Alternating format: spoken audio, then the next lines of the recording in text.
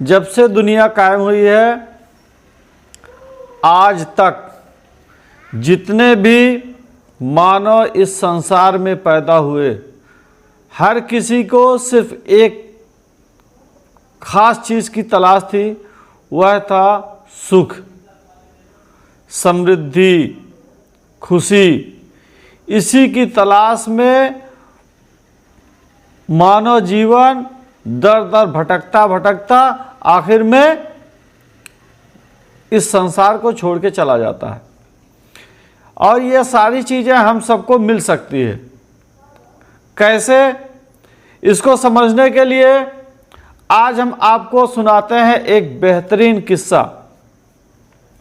एक बार की बात है, एक मानव जो इस सुख, समृद्धि, खुशहाली की तलाश में हमेशा परेशान रहा करता था, वह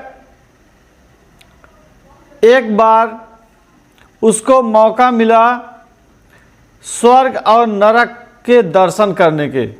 स्वर्ग और नरक में रहने वाले लोगों को देखने का मौका मिला। सबसे पहले वह नरक में जी रहे व्यक्तियों को देखना पसंद किया और इच्छा जाहिर की। तो देवदूत जो थे वह उसको पहले नरक में लेके गए। वहाँ जा कर के जब यह व्यक्ति देखता है तो क्या देखता है कि वहाँ पर बहुत सारे लोग हैं और सभी लोग मरणासन हैं, दुखी हैं, रो रहे हैं, बिलख रहे हैं, चिल्ला रहे हैं, तमाम परेशानियाँ ही परेशानियाँ उनके पास है। और जबकि सभी लोगों के सामने एक से बढ़ के एक व्यंजन रखे हुए हैं, खाने के सामान रखे हुए हैं और सभी लोग भूख से तड़प रहे हैं, परेशान हैं और एकदम सूख के कांटा हो जा रहे हैं।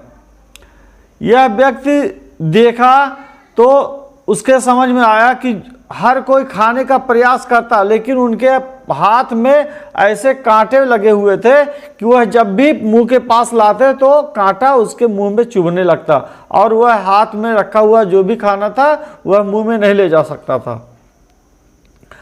तो उसके समझ में आ गया कि ये बेचारे क्यों मर रहे हैं, क्यों परेशान हैं, क्यों दुखी हैं, क्यों ये सूख के कांटा हो गए हैं और सब कुछ रखा हुआ फिर भी खा नहीं पा रहे हैं।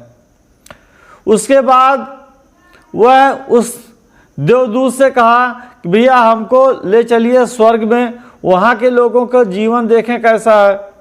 जब स्वर्ग में लेके गए तो क्या देखते हैं कि वहाँ भी सेम परिस्थिति है। वहाँ भी लोगों के हाथों में कांटे बंधे हुए हैं और वह भी उनके सामने भी तरह तरह के व्यंजन रखे हुए हैं और वह अपने हाथों से जब भी खाने का प्रयास करते तो उनको चुभता और वो नहीं खा पाते थे।